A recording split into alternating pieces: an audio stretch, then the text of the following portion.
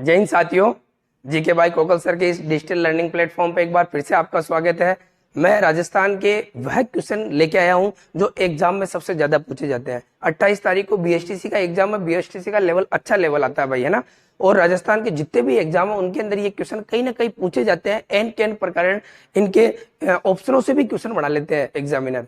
तो वो क्वेश्चन मैं आपको करवाऊंगा, ठीक है। और मैंने अपने चैनल पे जीके बाई कोकल सर का जो चैनल है उसके ऊपर मैंने सारे वीडियो आपके जैसे रीजनिंग वाले हैं उसकी मैराथन क्लासेस डाल दिए बीएसटीसी वालों के लिए।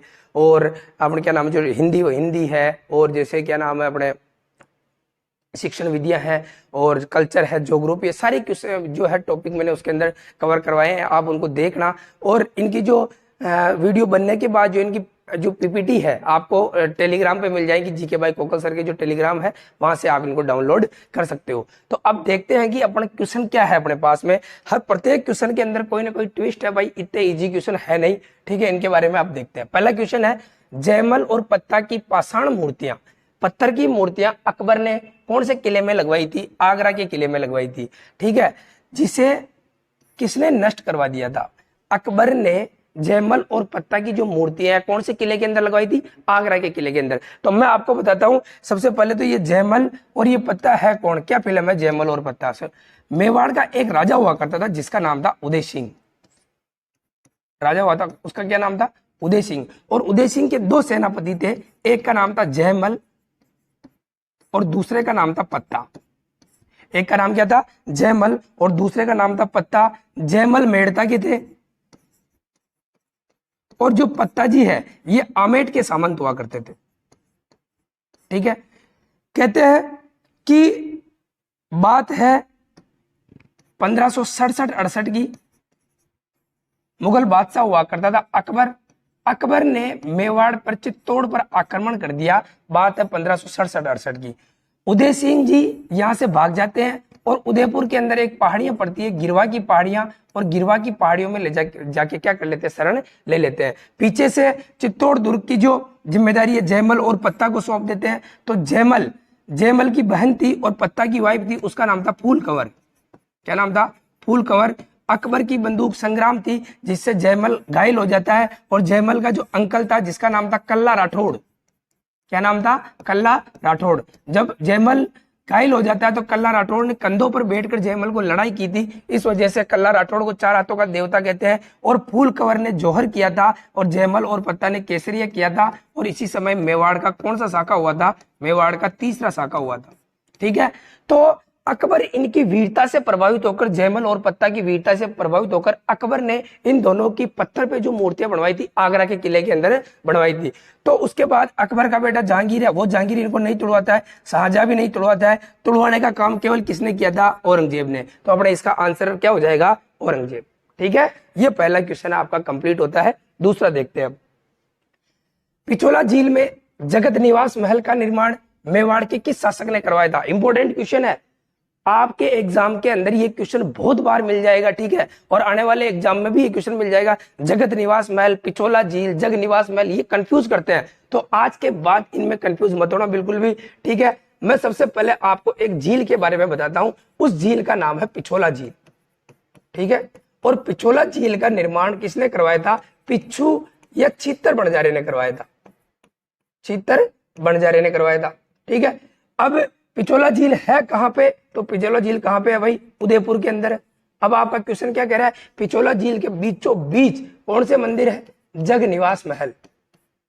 जग निवास महल, इनका निर्माण किसने करवाया था? तो ये क्वेश्चन कैसे मैं बताऊं आपको। जग निवास महल का निर्माण शुरू करवाया था कर्ण सिंह ने। 1620 के लगभग इनका निर्माण स्टार्ट करवाया था। लेकिन कर्ण सिंह तो 8 साल बाद इसका शासन कार्य समाप्त हो जाता है। इसके बाद में मेवाड़ का राजा बना था जगत सिंह प्रथम। कौन बना था? जगत सिंह प्रथम। और जगत सिंह प्रथम के नाम पे इन्होंने ही जग निवास महलों का निर्माण पूरा करवाया। और इसी के नाम पे इनको क्या कहते हैं? जग निवास या जगत निवास महल कहते हैं। अब आप देख रहे हैं एक बार, ये जगत सिंह जो प्रथम है, इसके शासन काल में इससे पहले कौन था? कर्ण सिंह। और कर्ण सिंह के शासन काल में जब अपना ये जो शाहजहां था, खुर्रम था, इसने अपने पिता जहांगीर के खिलाफ जब विद्रोह कर दिया था तो कर्ण सिंह ने शाहजहां को कौन से महलों के अंदर शरण दी थी? तो शरण जग निवास महलों के अंदर शरण दी थी। किसको शरण दी थी? शाहजहां को शरण दी थी, ठीक है। और मैं आपको और बताऊं, मेवाड़ का राजा था स्वरूप सिंह। 1857 की क्रांति के समय तब नीमच के कुछ अंग्रेज भागकर इधर आ जाते हैं, तो मेवाड़ के स्वरूप सिंह ने भी उन 40 अंग्रेजों को किसके अंदर शरण दी थी भाई? अपने जगनिवास महल के अंदर शरण दी थी। 40 अंग्रेजों को कब दी थी? 1857 की क्रांति के समय दी थी। ठीक है, तो ये सारी चीजें, तो अपना इसका आंसर क्या हो जाएगा? देखो मैं आपको इसका आंसर बताता हूं कि किस शासक ने पूरा करवाया था, तो इसका आंसर आएगा जगत सिंह प्रथम ने करवाया था। लेकिन यदि ऑप्शन में जगत सिंह द्वितीय दे रखा है और इसके साथ में कर्ण सिंह दे रखा है, तो आपको कर्ण सिंह को राइट करना है। जगत सिंह द्वितीय नहीं है, ये जगत सिंह द्वितीय तो कब का है? ये तो हुड़ा सम्मेलन वाला जगत सिंह है, हुड़ा सम्मेलन। और हुड़ा सम्मेलन कब हुआ था? 17 जुलाई 1734 को हुआ था, 1734 को। ठीक है, और हुड़ा सम्मेलन की जो अध्यक्षता की थी वो भी किसने की थी? जगत सिंह द्वितीय ने की थी। और भी इसके अंदर आमेर से भी भाग लिया था, नागौर का भक्त सिंह ने भाग लिया था, मारवाड़ का अभय सिंह ने भाग लिया था, और सवाई जय सिंह ने भाग लिया था, बहुत सारे लिया था। ठीक है, तो ये क्वेश्चन है, इसका आंसर हो जाएगा जगत सिंह प्रथम। ठीक, अब देखो तीसरा क्वेश्चन क्या है? वह शासक जिसने मेवाड़ में कौन से नाथ मंदिर है? एक लिंग नाथ मंदिर का निर्माण करवाया था। ऐसा शासक कौन सा है मेवाड़ का जिसने एक लिंग मंदिर का निर्माण करवाया? सबसे पहले मैं बता देता हूं आपको, मेवाड़ के अंदर कौन सा वंश है? गुहिल वंश है। और गुहिल वंश का जो कुल देवता है, वो गुहिल वंश का जो कुल देवता है, वो कुल देवता भी कौन से हैं? अपने एक लिंग जी है, शिव जी भगवान है। मेवाड़ का जो भी राजा हुआ करता था, ये मेवाड़ का राजा खुद को एक लिंग जी का क्या मानता था? दीवान मानता था। इस वजह से आपने गाना सुना होगा कि यो मायर थारो यो पूत कटे यो एक लिंग दीवान कटे, कि मतलब एक लिंग जी का दीवान अब कहाँ है? ठीक है, अब इसका जो निर्माण है वो किसने करवाया था? तो इसका निर्माण करवाया था बप्पा रावल ने। अब एक लिंग नाथ मंदिर है कहाँ पे? तो एक लिंग नाथ मंदिर जो है वो नागदा के अंदर पड़ता है। गांव की बात करें तो कैलाशपुरी के अंदर है, कैलाशपुरी। और अपन जिले की बात करें तो कहाँ पे है? उदयपुर के अंदर पड़ता है ये। ठीक है, और इसका निर्माण किसने करवाया था? बप्पा रावल ने। गुहादित्य की बात करें तो गुहादित्य मेवाड़ के अंदर गुहिल वंश का संस्थापक है, जिसने 566 ईस्वी में कौन से वंश की नींव डाली थी? गुहिल वंश की नींव डाली थी। मोकल की बात करें तो मोकल ने एक लिंग मंदिर का चारों तरफ क्या बनाया था? इसने परकोटा बनाया था। एक लिंग मंदिर का परकोटा, एक लिंग मंदिर और एक लिंग मंदिर का क्या बनाया था? परकोटा। ठीक है, अब बात करूं मैं स्वरूप सिंह की, तो मेवाड़ का वह 1857 की क्रांति के समय, 1857 की क्रांति के समय राजा कौन था? क्रांति के समय राजा वो कौन था? स्वरूप सिंह। ठीक है, अब एक लिंग, आप मुझे कमेंट करके बताना कि एक लिंग मंदिर का वर्तमान स्वरूप किसने बनाया था। ठीक है, दो चीजें मैंने बता दी आपको कि निर्माण बप्पा रावल ने करवाया है, परकोटा किसने बनाया? मोकल ने बनाया। अब आप मुझे बताओगे कि एक लिंग मंदिर का वर्तमान स्वरूप किसने बनाया। ठीक है, अब चौथा क्वेश्चन देखते हैं कि राणा प्रताप की तलवार कविता किस रचित है? मतलब कविता किसने लिखी थी राणा प्रताप की तलवार? तो अपने यूपी के वीर रस के बहुत ही जबरदस्त कवि है जिनका नाम है श्याम नारायण पांडे, और इन्होंने लिखी थी राणा प्रताप की तलवार। हल्दी घाटी के युद्ध के बारे में भी बताते हैं ये अपने को, हल्दी घाटी के युद्ध, और महाराणा प्रताप की जीवनी के बारे में भी लिखते हैं ये। तो किसने लिखा था भाई? श्याम नारायण पांडे ने लिखी थी। अगला क्वेश्चन, राजस्थान में वेरी इंपॉर्टेंट क्वेश्चन है, स्थापत्य कला का जनक कौन है? राजस्थान में स्थापत्य कला, अब स्थापत्य कला क्या होती है? जो स्थापित कर रखी है, जैसे मंदिर है, मस्जिद है, हवेलियां, बावड़ियां, छतरियां, जो भी है ये क्या है? सब स्थापत्य कला के उदाहरण है। और आपको ये क्वेश्चन मैंने बहुत बार करवाया है। स्थापत्य कला की बात आ जाएगी राजस्थान में जनक कौन है, तो इसका जनक कौन है? महाराणा कुंभा। कैसे बताओगे आप? भीलवाड़ा के एक कवि है जिनका नाम है श्यामल दास जी, श्यामल दास जी, श्यामल दास, कवि राजा श्यामल दास जी है। इनकी पुस्तक का नाम है वीर विनोद, इनकी पुस्तक का क्या नाम है? वीर विनोद। और श्यामल दास जी कहते हैं कि मेवाड़ के अंदर कुल कितने दुर्ग है? 84 दुर्ग है, जिसमें से 32 दुर्गों का निर्माण, कितने दुर्गों का निर्माण? 32 दुर्गों का निर्माण अकेले किसने करवाया है? कुंभा ने करवाया है। और भी कुंभा के देखो, कुंभा को स्थापत्य कला का जनक कहते हैं। कुंभा ने बहुत सारी किताबें लिखी थी, संगीत राज, संगीत मीमांसा, सुधा प्रबंध, कामराज, रतिसार, ये सारी कुंभा की। 4 नाटक लिखे थे कुंभा ने। ठीक है, तो बहुत ही कुछ लिखा था कुंभा ने। तो कुंभा के बारे में तो जितना पढ़ा जाए उतना कम है। कुंभा ने चित्तौड़ के अंदर कौन से स्तंभ का निर्माण करवाया है? विजय स्तंभ का निर्माण करवाया है। 1437 में एक युद्ध हुआ था जिसका नाम है सारंगपुर का युद्ध, और सारंगपुर के युद्ध को जीतने के बाद कुंभा ने कौन सा स्तंभ बनवाया है? विजय स्तंभ, जिसे कीर्ति स्तंभ के नाम से भी जाना जाता है। महाराणा हमीर को विषम घाटी पंचानन के नाम से जाना जाता है। विषम घाटी पंचानन के नाम से जाना जाता है।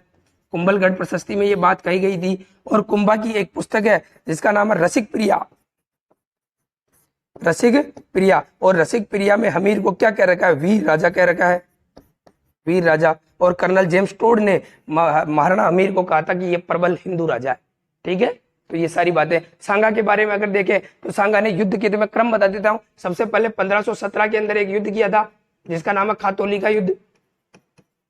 ठीक है, 1518 के अंदर युद्ध किया था जिसका नाम है बाड़ी का युद्ध। 1519 में युद्ध किया था, उसका नाम है घाघरोन का युद्ध, घाघरोन का। और 1527 के अंदर युद्ध किया था जिसका नाम है बयाना का युद्ध। 17 मार्च 1527 को एक और युद्ध किया था जिसका नाम है खानवा का युद्ध। ठीक है, बयाना भरतपुर में पड़ता है, खानवा भरतपुर में, घाघरोन झालावाड़ में पड़ता है, बाड़ी धौलपुर में पड़ता है, खातौली कहां पड़ता है? कोटा के अंदर। इन दोनों युद्धों के अंदर इब्राहिम लोधी को हरा दिया था। इसके अंदर महमूद खिलजी फर्स्ट को हरा दिया था, महमूद खिलजी सेकंड को हरा दिया था। ठीक है, और इसके बाद में 1527 में बयाना के किले में जो अकबर की सेना है उनसे ये हार जाते हैं सांगा के सैनिक। और 17 मार्च 1527 में खानवा के युद्ध में बाबर से हार जाता है। कौन? सांगा। ठीक है, तो सांगा को क्या कहते हैं? बहुत सारे युद्ध लड़े थे, इस वजह से इसको सैनिक भग्नावशेष कहते हैं, सैनिक भग्नावशेष। और इसका दूसरा नाम है हिंदू पथ, हिंदू पथ। ठीक है, तो ये सारी बातें आप देखना सांगा के बारे में। ठीक है, महाराणा राज सिंह के बारे में बात करें तो महाराणा राज सिंह को विजय कटकातू कहते हैं, सेनाओं को जीतने वाला विजय कटकातू। इसकी एक और उपाधि है, कौन सी है? Hydraulic ruler, hydraulic ruler. ठीक है भाई, तो ये आप चीजें देखना। आगे क्वेश्चन कौन सा है? पुरंदर की संधि 1665 में किन के मध्य हुई थी? कितनी बार एग्जाम में पूछा जा चुका है कि पुरंदर की संधि, पुरंदर की संधि। तो मैं आपको बताता हूं, जब शिवाजी ने औरंगजेब के खिलाफ विद्रोह कर दिया था तो औरंगजेब उत्तर भारत से दक्षिण के अंदर विभिन्न राजाओं के अभियान भेज रहा था। तो उन राजाओं से या उन जो भी सेनापति थे उनसे शिवाजी काबू में नहीं आ रहा था। तो फिर अपने आमेर के क्या नाम है, मिर्जा राजा जयसिंह या जयसिंह प्रथम, उनको भेजता है। और मिर्जा राजा जयसिंह कहता है कि यदि आपने हमारे को शिवाजी के खिलाफ भेजा तो शिवाजी को मैं व्रत के केंद्र की तरह घेर लूंगा। और वास्तव में ऐसा ही हुआ। वहां पे गया अब मिर्जा राजा जयसिंह और जाके एक संधि करता है जिस संधि का नाम है पुरंदर की संधि। अब इसके बारे में मैं बताता हूं आपको, पुरंदर की संधि कब हुई थी? 11 जून 1665 को यह संधि हुई थी। एक साइड कौन है? मिर्जा राजा, एक साइड मिर्जा राजा जयसिंह है या जयसिंह प्रथम कह सकते हो आप इसको। ठीक है, एक साइड संधि हमेशा प्लस करते हैं बीच में, एक साइड कौन है? शिवाजी। इसके अंदर और कौन शामिल था? तो एक इतालवी यात्री था,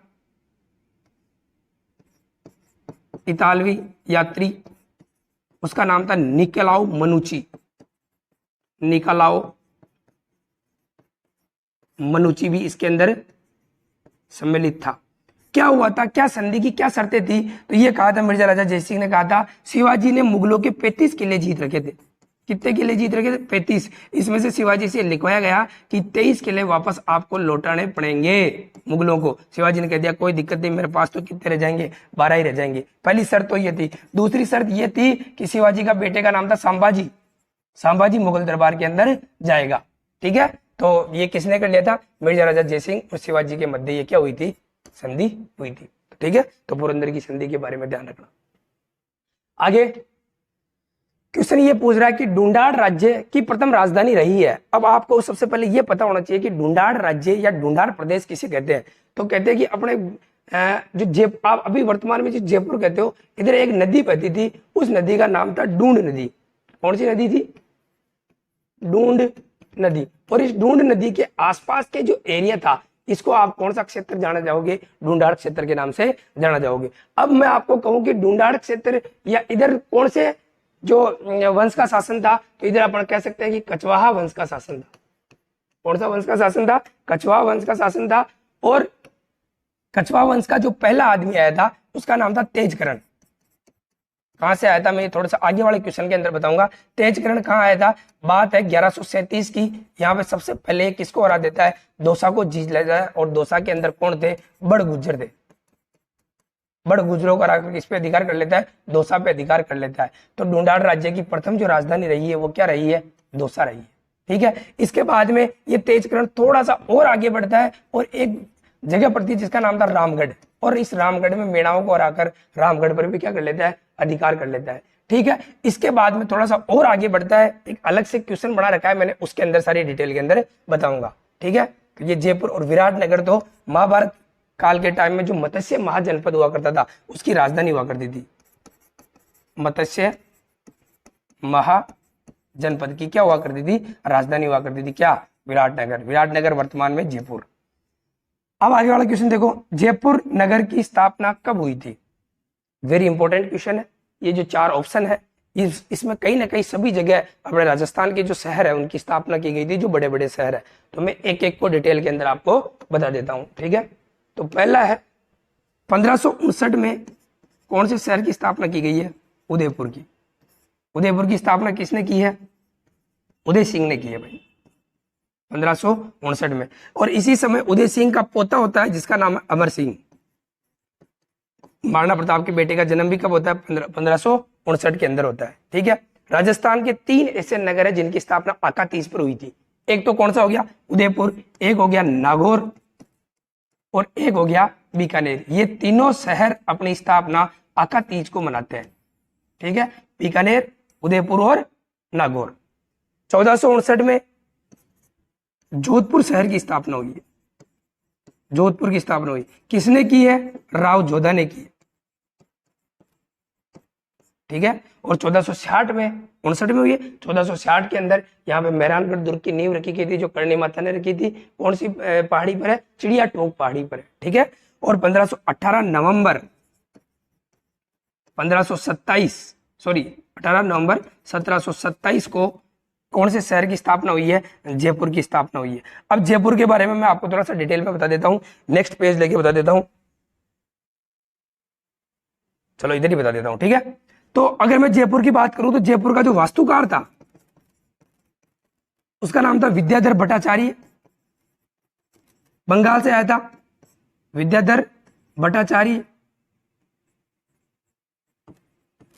ठीक है, और ये जो यहाँ का जो ज्योतिषी था जयपुर का, पुर्तगाल से बुलाया गया था ज्योतिषी जेवियर डी सिल्वा। जेवियर डी सिल्वा। ठीक है, 2 शहर, चीन का कैंटन शहर और इराक का बगदाद शहर, 2 शहरों के मैप मंगवाए गए। 9 वर्ग सिद्धांत के आधार पर जयपुर को बसाया गया। भारत का वह शहर जो सबसे सुनियोजित शहर है। ठीक है, और आधुनिक जो जयपुर का निर्माता है वो मिर्जा इस्माइल को कहा जाता है। ठीक है, तो ये जयपुर के बारे में आप देखना। और बहुत ही अच्छा शहर, बहुत ही सुंदर, बेहद, और आपके और मेरे कहने से कुछ नहीं होता है। इसने यूनेस्को ने इसको विश्व धरोहर की सूची के अंदर सम्मिलित कर लिया है। तो जयपुर का परकोटा, जयपुर खुद शहर और आमेर, इन तीनों को, आमेर का किला और जंतर मंतर, इनको सबको विश्व धरोहर की सूची में सम्मिलित कर रखा है। ठीक है, 1763 और 1763 में किसकी स्थापना होती है भाई, सवाई माधोपुर की। और सवाई माधोपुर की स्थापना किसने की थी, माधो सिंह ने की थी। ठीक, तो ये चीजें आप देख लेना। आगे वाला क्वेश्चन देखते हैं। नेक्स्ट क्वेश्चन है बालकों, राजस्थान में कछवाहा वंश की स्थापना किसने की थी? अभी मैं आपको बता रहा था कि आमेर के आसपास जो भी वंश, जिस वंश ने राज किया था उसको अपन कछवाहा वंश कहते हैं। कछवाहा वंश क्यों कहते हैं मैं बताऊं आपको। भगवान श्री राम का जो बेटा था उसका नाम था कुश, और ये कुश अपने आप को कुछ किसके वंशज मानते थे, कुश के वंशज। इस वजह से ये क्या कहलाए, कछवाहा कहलाए। रघुवंशी तिलक भी इनको कहा जाता है। कहते हैं कि एमपी साइड में रहते थे, एमपी के अंदर नरवर के जंगल है, उन साइड में रहते थे। यहाँ से एक आदमी तेज चलता हुआ तेज आया और यहाँ पे पड़ता है अपना क्या, दौसा, और दौसा के अंदर किनको हरा देता है, अभी मैंने आपको बताया, बड़ गुजरों को हरा देता है। और बड़ गुजरों को हरा कर ये किस पे अधिकार कर लेते हैं, दौसा पे। तेजकरण थोड़ा सा और तेज चला, यहाँ पे पड़ता है जयपुर के आसपास में एक जगह है रामगढ़, और रामगढ़ को जीत जाता है। और रामगढ़ के अंदर एक माता जी के मंदिर का निर्माण करवाता है, जमुआई माता के मंदिर का निर्माण करवाता है। ठीक है, इसके बाद में देखो आगे वाला राजा है, उसका नाम है कोकिल देव। कोकिल देव थोड़ा सा आगे बढ़ता है और यहाँ पे एक जगह पड़ती है जिसका नाम है आमेर। क्या नाम है भाई, आमेर। और आमेर के अंदर किनको हरा देता है, ये मीणाओं को हरा देता है, और मीणाओं को हरा कर किस पे अधिकार कर लेता है, आमेर पे अधिकार कर लेता है। ठीक है, वासुदेव की बात करें तो वासुदेव ने 551 ईस्वी के अंदर चौहान वंश की स्थापना की थी, सांबर के आसपास सपादलक्ष वाले एरिया के अंदर किसकी स्थापना की थी, चौहान वंश की। कहते हैं कि वासुदेव ने किसका निर्माण करवाया था, सांबर झील का निर्माण करवाया था। और इसे निर्माण की जो जानकारी मिलती है अपने को कौन से अभिलेख से मिलती है, बिजोलिया अभिलेख से मिलती है। ठीक है, तो ये ध्यान रखना आपको, वासुदेव चौहानों का आदि पुरुष या मूल पुरुष कहा जाता है। तो इसका आंसर क्या हो जाएगा अपना, दुलेराय। नेक्स्ट क्वेश्चन देख लेते हैं। तो नेक्स्ट क्वेश्चन देखते हैं, मीनाकारी तथा ब्लू पोट्री को सर्वप्रथम जयपुर में लाने का श्रेय किस शासक के द्वारा जाता है। तो भाई ये दोनों एक शासक नहीं लाया था, अलग अलग लाया था, तो मैं आपको डिटेल में बता देता हूं। सबसे पहले बात है मीनाकारी, किसकी बात है, मीनाकारी। और मीनाकारी को लाहौर से लेकर आया था। कहां से लेकर आया था, लाहौर से। कौन लेकर आया था, तो आप कह सकते हो मानसिंह प्रथम, मानसिंह और प्रथम। और ये मानसिंह प्रथम इसको लाहौर से कब लेकर आया था, 16वीं शताब्दी के अंदर लेकर आया था। ठीक है, अब दूसरा कौन सा अपने पास में, ब्लू पोट्री। कौन सी पोट्री, ब्लू पोट्री। और ब्लू पोट्री को लाने का जो श्रेय है वो दिया जाता है राम सिंह को। अरे किसको दिया जाता है भाई, राम सिंह को। ठीक है, अब ब्लू पोट्री देखो, जैसे मैं कहूं ब्लैक पोट्री कहां की है, ब्लैक पोट्री, ब्लैक पोट्री है कोटा की। ठीक है, कागजी पोट्री, और कागजी पोट्री कहां की है, अपने अलवर की। और ये मीनाकारी का जो जादूगर है, ये मीनाकारी का जो जादूगर है उसे किसे कहा जाता है, तो मीनाकारी का जादूगर है, मीनाकारी का जादूगर कहा जाता है कुदरत सिंह को, कुदरत सिंह को। ठीक है, तो ये देखना आप, मीनाकारी लाहौर से मानसिंह प्रथम लेकर आया था 16वीं शताब्दी के अंदर। और ये जो राम सिंह है ये ब्लू पोट्री लेकर आया था, ये भी कहां से लेकर आया था, लाहौर से लेकर आया था। दोनों जयपुर की फेमस है। ठीक है, और ये राम सिंह के समय में फेमस हुई थी, कौन सी, ब्लू पोट्री। ठीक है, अब नेक्स्ट क्वेश्चन देख लेते हैं अपन। आगे वाला क्वेश्चन ये है, प्रिंस ऑफ वेल्स की जयपुर यात्रा की स्मृति में बनाए गए अल्बर्ट हॉल के वास्तुकार कौन थे। तो ये प्रिंस ऑफ वेल्स अपने ब्रिटेन से यहाँ पे घूमने आया था, ब्रिटेन का महाराजा हुआ करता था, ये यहाँ घूमने आया था। और जब ये यहाँ पे घूमने आया जयपुर के अंदर, तब यहाँ का राजा, अपने जयपुर का राजा हुआ करता था राम सिंह। कौन हुआ करता था, राम सिंह। जो अभी मैं आपको बता रहा था वो ब्लू पोट्री वाला राम सिंह। ठीक है, राम सिंह हुआ करता था। राम सिंह ने प्रिंस ऑफ वेल्स के आगमन पे या इसके स्वागत पे जयपुर को पूरी को कौन से रंग से रंगवा दिया था, पिंक रंग से रंगवा दिया था। ठीक है, पिंक कलर करवा दिया था। और जब इस पिंक कलर को देखने सबसे पहले किसने देखा, प्रिंस ऑफ वेल्स ने। जब पिंक कलर को देखा तो इसने जयपुर को कहा था कि ये तो कौन सी सिटी है, पिंक सिटी है। अरे कौन सी सिटी है भाई, पिंक सिटी। ठीक है, तो प्रिंस ऑफ वेल्स ने सबसे पहले जयपुर को क्या कहा था, पिंक सिटी कहा था। अब आपसे क्वेश्चन क्या पूछा है, और इस जो ये प्रिंस ऑफ वेल्स जब भारत आया था तो राम सिंह ने प्रिंस ऑफ वेल्स के नाम से एक यहाँ पे एक हॉल खोला था, मतलब एक म्यूजियम बनाया था जिसका नाम है अल्बर्ट हॉल, अल्बर्ट हॉल। और ये अल्बर्ट हॉल कब बनाया गया था, 1876 में इसकी नींव डाली गई थी। अब ये कहता है कि इसका जो वास्तुकार है, इसका जो कारीगर है वो कौन है, तो उसका कारीगर कौन है, स्टीवन जैकब। अब अल्बर्ट हॉल का जो वास्तुकार है वो भी स्टीवन जैकब है। और जोधपुर के अंदर एक महल बना हुआ है जो बहुत रिहायशी महल है, जिसे उम्मेद महल या छीतर पैलेस के नाम से जाना जाता है। उस छीतर पैलेस या उम्मेद भवन, इसका जो वास्तुकार है उसका नाम भी क्या है, स्टीवन जैकब है। तो वेरी इंपॉर्टेंट क्वेश्चन है, ध्यान रखना। स्टीवन जैकब अपने राजस्थान की दो बड़ी बिल्डिंग है, उसका जो वास्तुकार है एक तो अल्बर्ट हॉल और एक कौन है, कौन सी, छीतर पैलेस, उम्मेद भवन। ये कहाँ है, जोधपुर के अंदर पड़ती है।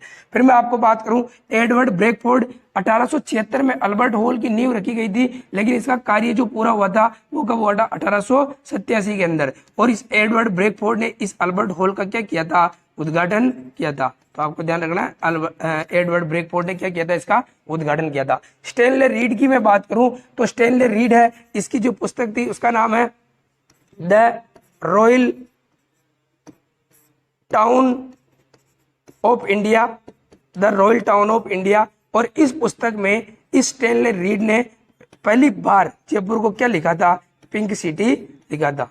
ठीक है, तो ये चीजें आपको याद रखनी है। एडवर्ड सप्तम तो 1901 से लेकर 2010 तक लगभग भारत का सम्राट था ब्रिटेन के अंदर। तो ये क्वेश्चन आप देखना भाई, है ना। तो अब आपका आंसर क्या हो जाएगा, अल्बर्ट हॉल का वास्तुकार कौन है, स्टीवन जैकब है। नेक्स्ट क्वेश्चन, नेक्स्ट क्वेश्चन क्या है, एकीकरण के समय मारवाड़ के शासक कौन थे। ये वेरी इंपॉर्टेंट क्वेश्चन है कि एकीकरण के समय मेवाड़, मारवाड़, बीकानेर, इनके राजा कौन थे, हमेशा एग्जाम के अंदर क्वेश्चन पूछा जाता है। तो एकीकरण के समय जो मारवाड़ के शासक थे उसका नाम था तख्त सिंह, ठीक है। तख्त सिंह, यहाँ ये तख्त सिंह को इधर से अडॉप्ट किया गया था, गोद लिया गया था। तख्त सिंह के बारे में तो बहुत सारी बातें हैं जो 18 स्थान की क्रांति में मैंने डिटेल के अंदर आपको बताई थी। वापस से बताऊं तो तख्त सिंह ने आहुआ के कुशाल सिंह चंपावत के खिलाफ सेना भेज दी थी, अंग्रेजों की सहायता यही करता है, ठीक है। शार्दुल सिंह बीकानेर का राजा हुआ करता था, बीकानेर का राजा। एकीकरण पे सबसे पहले साइन किए थे तो वो किसने किए थे, शार्दुल सिंह ने किए थे, ठीक है। और सवाई मानसिंह द्वितीय ये जयपुर का राजा हुआ करता था, ठीक है। और महाराणा भूपाल सिंह ये कहाँ के राजा हुआ करते थे, मेवाड़ के राजा हुआ करते थे। तो अपना इसका जो आंसर है वो क्या हो जाएगा, तख्त सिंह हो जाएगा। नेक्स्ट क्वेश्चन,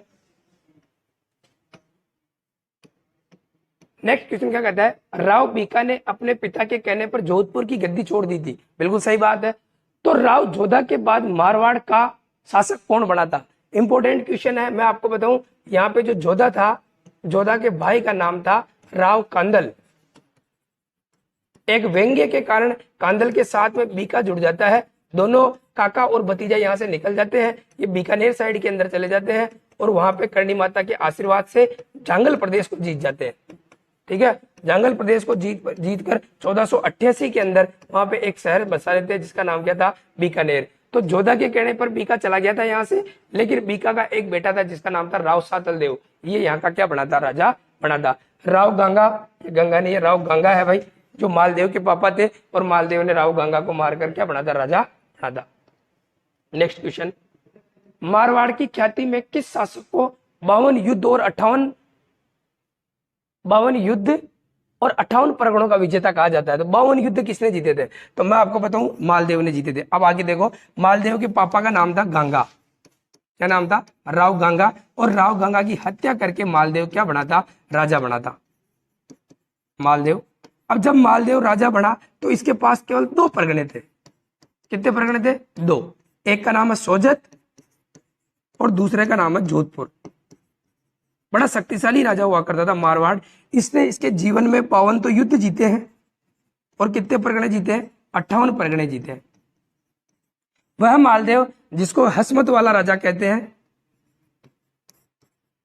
हसमत वाला राजा, वह मालदेव जिसे हिंदू बादशाह के नाम से जाना जाता है, हिंदू बादशाह के नाम से जाना जाता है। मालदेव पर शेरशाह सूरी ने अटैक किया था, अटैक हुआ था 5 जनवरी 1644, 5 जनवरी 1544 है, सॉरी 1644 नहीं है, 5 जनवरी 1544। इस युद्ध का नाम है गिरी सुमेल का युद्ध। और गिरी सुमेल का युद्ध में कौन हार गया था, मालदेव हार गया था। और मालदेव के 2 सेनापति जेता और कोपा, ये दोनों लड़ते हुए वीर गति को प्राप्त हो गए थे। मालदेव कानों का कच्चा था, इस वजह से जेता और कोपा पर विश्वासघात का आरोप लगाता है, इस वजह से वो इस युद्ध के अंदर लड़ते हुए मारे जाते हैं। बात करूं मोटा राजा उदय सिंह की, तो मोटा राजा उदय सिंह जो है यह वह राजा मेवाड़ का जिसने पहले मुगलों की अधीनता स्वीकार की थी। किसकी अधीनता स्वीकार की थी, मुगलों की। और इसकी बेटी का नाम था मानीबाई। और मानीबाई की शादी किसके साथ में कर दी थी इसने, मानीबाई। और मानीबाई की शादी किसके साथ में कर दी थी, जहांगीर के साथ मानीबाई की क्या कर दी थी, शादी कर दी थी। और इसका जो बेटा हुआ था उसका नाम था खुर्रम। और इसे आप क्या कह दोगे, शाहजहां कह दोगे। खुर्रम को क्या कहते हैं, शाहजहां कह देते हैं, ठीक है। तो ये क्या है, राव मालदेव की बात है। राव चंद्रसेन को भूला बिसरा राजा कहते हैं। प्रताप की अधीनता, सॉरी महाराणा प्रताप जो क्या नाम अपना अकबर है उसकी अधीनता स्वीकार नहीं करता है, भूला बिसरा राजा।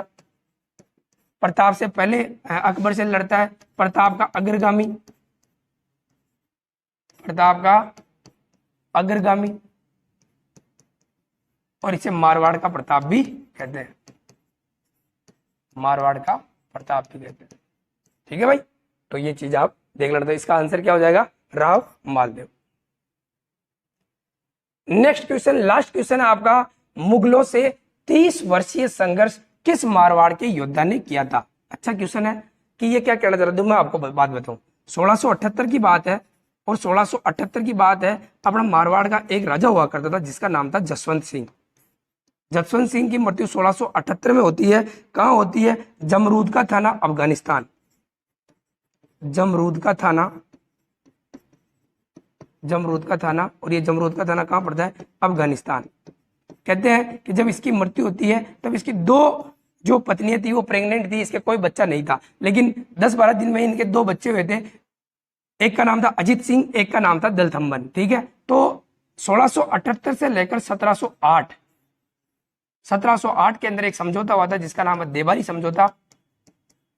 देवारी समझौता 1778 से लेकर 1608 तक 30 वर्ष होते हैं। 30 वर्ष तक दुर्गादास राठौड़ जो है, होता क्या है कि जसवंत सिंह के 2 बेटे होते हैं, एक का नाम था अजीत सिंह, ये वाला अजीत सिंह, और एक का नाम था दलथम्बन। इनको लेकर दुर्गादास राठौड़ अपने मारवाड़ आ रहा था। दोनों को पकड़कर औरंगजेब दिल्ली के अंदर रूप सिंह राठौड़ की हवेली के अंदर बंद कर देते हैं।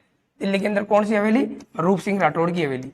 ठीक है, तो यहाँ पे क्या होता है, मुकंदास खींची और एक और मारवाड़ की जो पन्नादाई के नाम से जानी जाती है गोरा, दोनों ने सपेरा और नागिन का डांस दिखाया, और दुर्गादास राठौड़ अजीत सिंह और दलथम्बन को वहां से रूप सिंह राठौड़ की हवेली से औरंगजेब के चुंगल से छुड़ाकर भागकर ले आता है। लेकिन दलथम्बन की तो रास्ते में मृत्यु हो गई थी। उसके बाद में बचा कौन था? अजीत सिंह। अजीत सिंह अकेले को राजा बनाने के लिए दुर्गादास राठौड़ 30 साल तक किससे लड़ गया था? अपने औरंगजेब से लड़ गया था। ये 30 वर्षीय संघर्ष है जो ये कौन से राठौड़ों का है? मारवाड़ के राठौड़ों का है। कौन बंदा करता है? तो कौन करता है? दुर्गादास राठौड़ करता है, जो अनबिंदीय मोती कहलाता है। राठौड़ों का यूलिसेस अनबिंदीय मोती कहलाता है। दुर्गादास राठौड़ के बारे में कहावत है कि डमक डमक ढोल बाजे आची ढोल नगाड़ा की, आशा घर दुर्गो पैदा न हो तो सुन्नत होती सारा की। कि आस्करण के घर यदि दुर्गादास पैदा नहीं होता तो सबकी क्या हो जाती? सुन्नत हो जाती। मेवाड़ का जो मारवाड़ का शासन है वो आगे नहीं चल पाता। ठीक है, दुर्गादास राठौड़ जब अजीत सिंह को यहाँ राजा बना देता है 1708 में देवारी समझौते के बाद में, उसके बाद अजीत सिंह पता नहीं क्या हुआ था कि दुर्गादास राठौड़ को यहाँ से निकाल देता है। तो दुर्गादास राठौड़ यहाँ से निकल कर अपने क्या नाम देश निकाला दे देता है, तो अपने मेवाड़ साइड में चला जाता है। और मेवाड़ साइड में जाने के बाद इसको, जो मेवाड़ का राजा हुआ करता था अमर सिंह सेकंड, उसने इसको 2 जागीर दी थी। एक का नाम विजयपुर है, दूसरे का नाम रामपुर है। 2 जागीरें दी थी और इसको एक उपाधि दी थी हाकिम की। ठीक है, अंत में यह महाकाल की भक्ति में चला जाता है उज्जैन, और वहीं इसकी मृत्यु हो जाती है। ठीक है, तो इसके बाद में जिसकी छतरी भी है दुर्गादास राठौड़ की, वो भी कहाँ है? उज्जैन के अंदर ही। तो ये सारे क्वेश्चन है, देखना आप हिस्ट्री के। मैंने आप बहुत तरीके से आपको समझाने की कोशिश की है। यदि वीडियो पसंद आए तो आप लाइक शेयर सब्सक्राइब कर देना। इससे थोड़ी सी क्या मिल जाती है? एनर्जी मिल जाती है। तो जय हिंद, जय भारत।